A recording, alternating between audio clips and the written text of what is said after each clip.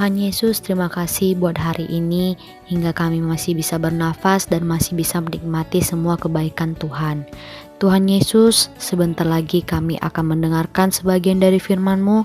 Biarlah firman-Mu menjadi pelita dan terang bagi kehidupan kami dan membuat kami bisa mengenal Tuhan Yesus lebih lagi.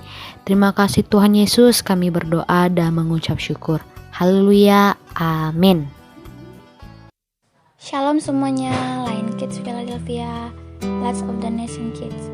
Berakar dalam firman, bertumbuh dalam iman, berbuah untuk Tuhan dan menjadi berkat. Kita akan membaca Matius 26 ayat 1 sampai 75. Beginilah firman Tuhan. Pemberitahuan keempat tentang penderitaan Yesus, rencana untuk membunuh Yesus. Ayat 1.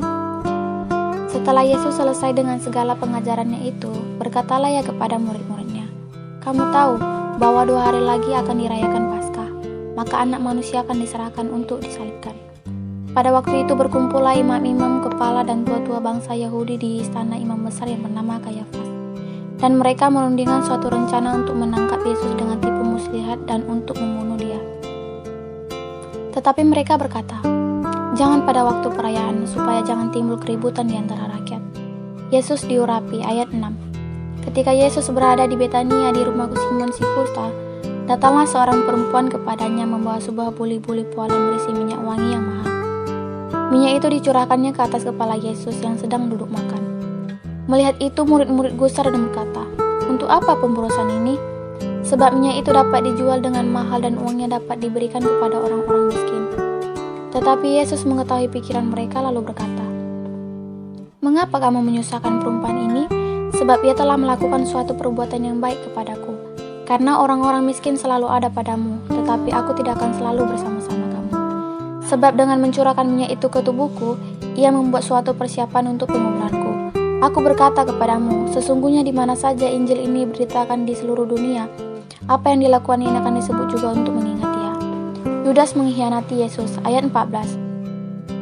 Kemudian pergilah seorang dari ke-12 murid itu yang bernama Yudas Iskariot kepada imam-imam kepala. Ia berkata, "Apa yang hendak kamu berikan kepadaku supaya aku menyerahkan dia kepadamu?" Mereka membayar 30 uang perak kepadanya, dan mulai saat itu ia mencari kesempatan yang baik untuk menyerahkan Yesus. Yesus makan Paskah dengan murid-muridnya. Ayat 17. Pada hari pertama dari hari raya roti tidak beragi, datanglah murid-murid Yesus kepadanya dan berkata, "Di mana engkau kehendaki kami mempersiapkan perjamuan Paskah bagimu?"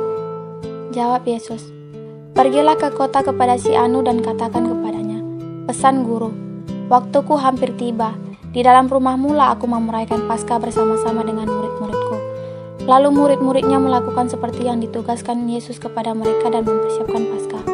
Setelah malam Yesus duduk makan bersama-sama dengan ke-12 murid itu. Dan ketika mereka sedang makan, ia berkata, "Aku berkata kepadamu, sesungguhnya seorang di antara kamu akan menyerahkan aku." Dan dengan hati yang sangat sedih berkatalah mereka seorang demi seorang kepadanya, "Bukan aku ya Tuhan." Ia menjawab, "Diam bersama-sama dengan aku mencelupkan tangannya ke dalam pinggan ini. Dialah yang akan menyerahkan aku. Anak Manusia memang akan pergi sesuai dengan yang ada tertulis tentang dia. Akan tetapi celakalah orang yang olehnya Anak Manusia itu diserahkan. Adalah lebih baik lagi orang itu sekiranya ia tidak dilahirkan." Yudas, yang hendak menyerahkan dia itu menjawab, katanya, "Bukan aku ya Rabi." Kata Yesus kepadanya, "Engkau telah mengatakannya." Penetapan perjamuan malam. Ayat 26. Dan ketika mereka sedang makan, Yesus mengambil roti, mengucap berkat, memecah-mecahkannya lalu memberikannya kepada murid-muridnya dan berkata, "Ambillah, makanlah, inilah tubuhku." Sesudah itu ia mengambil cawan, mengucap syukur lalu memberikan kepada mereka dan berkata, "Minumlah kamu semua dari cawan ini, sebab inilah darahku, darah perjanjian yang ditumpahkan bagi banyak orang untuk pengampunan dosa. Akan tetapi aku berkata kepadamu, mulai dari sekarang aku tidak akan minum lagi hasil pokok anggur ini sampai pada hari aku meminumnya, yaitu yang baru bersama-sama dengan kamu dalam kerajaan Bapakku." Petrus akan menyangkal Yesus. Ayat 30. Sesudah menyanyikan nyanyian pujian, pergilah Yesus dan murid-muridnya ke Bukit Zaitun. Maka berkata Yesus kepada mereka, "Malam ini kamu semua akan tergoncang imanmu karena aku. Sebab ada tertulis, aku akan membunuh gembala dan kawanan domba itu akan tercerai-berai. Akan tetapi sesudah aku bangkit, aku akan mendahului kamu ke Galilea."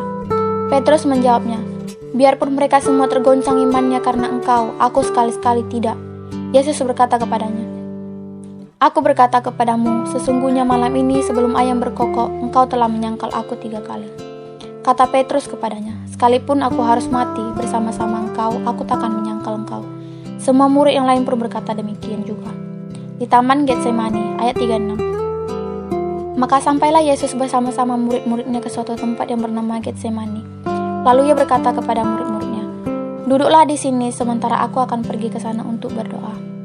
Dan ia membawa Petrus dan kedua anak Zebedeus sertanya. Maka mulailah ia merasa sedih dan gentar. Lalu katanya kepada mereka, "Hatiku sangat sedih, seperti mau mati rasanya. Tinggallah di sini dan berjaga-jagalah dengan aku." Maka ia maju sedikit, lalu sujud dan berdoa, katanya, "Ya Bapakku, jikalau sekiranya mungkin, biarlah cawan ini lalu daripadaku, tetapi janganlah seperti yang ku kehendaki, melainkan seperti yang engkau kehendaki." Setelah itu ia kembali kepada murid-muridnya itu dan mendapati mereka sedang tidur. Dan ia berkata kepada Petrus, "Tidakkah kamu sanggup berjaga-jaga 1 jam saja dengan aku? Berjaga-jagalah dan berdoalah supaya kamu jangan jatuh ke dalam pencobaan. Roh memang penurut, tetapi daging lemah." Lalu ia pergi untuk kedua kalinya dan berdoa, katanya, "Ya Bapakku, jikalau cawan ini tidak mungkin, lalu kecuali apabila aku meminumnya, jadilah kehendak-Mu." Dan ketika ia kembali pula, ia mendapati mereka sedang tidur, sebab mata mereka sudah berat. Ia membiarkan mereka di situ lalu pergi dan berdoa untuk ketiga kalinya dan mengucapkan doa yang itu juga. Sesudah itu ia datang kepada murid-muridnya dan berkata kepada mereka, "Tidurlah sekarang dan istirahatlah. Lihat, saat sudah tiba bahwa Anak Manusia diserahkan ke tangan orang-orang berdosa. Bangunlah, marilah kita pergi. Dia yang menyerahkan aku sudah dekat." Yesus ditangkap, ayat 47.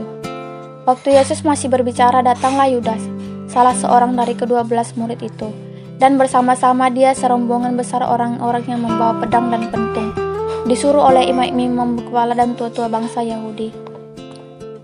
Orang yang menyerahkan dia telah memberitahukan tanda ini kepada mereka. "Orang yang akan kucium, itulah dia, tangkaplah dia." Dan segera ia maju mendapatkan Yesus dan berkata, "Salam Rabi," lalu mencium dia. Tetapi Yesus berkata kepadanya, "Hai teman, untuk itukah engkau datang?" Maka majulah mereka memegang Yesus dan menangkapnya. Tetapi seorang dari mereka yang menyertai Yesus mengulurkan tangannya, menghunus pedangnya dan meletakkannya kepada hamba imam besar sehingga putus telinganya. Maka kata Yesus kepadanya, "Masukkan pedang itu kembali ke dalam sarungnya, sebab barang siapa menggunakan pedang akan binasa oleh pedang. Atau kau sangka bahwa aku tidak dapat berseru kepada Bapakku supaya ia segera mengirimkan lebih dari 12 pasukan malaikat membantu aku?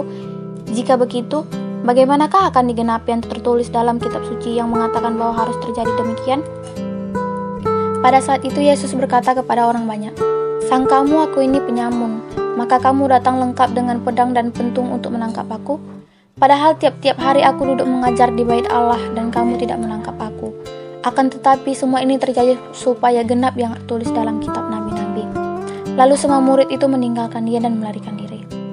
Yesus di hadapan mahkamah agama, ayat 57. Sesudah mereka menangkap Yesus, mereka membawanya menghadap Kayafas. Ia besar, di situ telah berkumpul ahli-ahli Taurat dan tua-tua. Dan Petrus mengikuti dia dari jauh sampai ke halaman imam besar. Dan setelah masuk ke dalam, ia duduk di antara pengawal untuk melihat kesudahan perkara itu. Imam-imam kepala, malah seluruh mahkamah agama mencari kesaksian palsu terhadap Yesus, supaya ia dapat dihukum mati. Tetapi mereka tidak memperolehnya, walaupun tampil banyak saksi dusta, tetapi akhirnya tampillah 2 orang, yang mengatakan, "Orang ini berkata, aku dapat merubuhkan bait Allah dan membangunnya kembali dalam 3 hari. Lalu imam besar itu berdiri dan berkata kepadanya, "Tidakkah engkau memberi jawab atas tuduhan-tuduhan saksi-saksi ini terhadap engkau?" Tetapi Yesus tetap diam. Lalu kata imam besar itu kepadanya, "Demi Allah yang hidup, katakanlah kepada kami, apakah engkau Mesias, anak Allah atau tidak?" Jawab Yesus, "Engkau telah mengatakannya, akan tetapi aku berkata kepadamu, mulai sekarang kamu akan melihat Anak Manusia duduk di sebelah kanan yang Maha Kuasa dan datang di atas awan-awan di langit." Maka imam besar itu mengoyakkan pakaiannya dan berkata, Ia menghujat Allah, untuk apa kita perlu saksi lagi?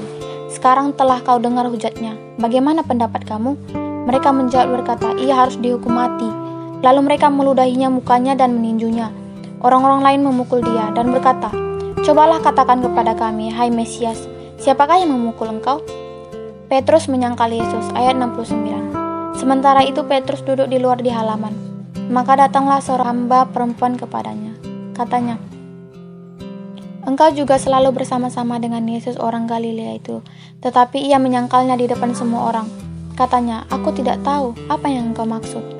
Ketika ia pergi ke pintu gerbang, seorang hamba lain melihat dia dan berkata kepadanya, orang-orang yang ada di situ, orang ini bersama-sama dengan Yesus, orang Nazaret itu. Dan ia menyangkalnya pula dengan bersumpah, aku tidak kenal orang itu. Tidak lama kemudian orang-orang yang ada di situ datang kepada Petrus dan berkata, pasti engkau juga salah seorang dari mereka. Itu nyata dari bahasamu. Maka mulailah Petrus mengutuk dan bersumpah, aku tidak kenal dengan orang itu, dan pada saat itu berkokoklah ayam. Maka teringatlah Petrus akan apa yang dikatakan Yesus kepadanya. Sebelum ayam berkokok, engkau telah menyangkal aku 3 kali. Lalu ia pergi keluar dan menangis dengan sedihnya. Puji Tuhan, kita sudah selesai membaca firman Tuhan. Mari kita kembali bersatu dalam doa. Tuhan Yesus yang baik, terima kasih buat firman-Mu yang sudah kami dengarkan. Biarlah Tuhan Yesus firman-Mu menjadi terang dan pelita dalam kehidupan kami setiap hari. Terima kasih Tuhan Yesus. Pada pagi hari ini kami juga tidak lupa berdoa, khususnya bagi bangsa dan negara kami. Mari Engkau memberkati bangsa ini Tuhan. Engkau melindungi, berikan kesejahteraan, kedamaian di negeri ini Tuhan.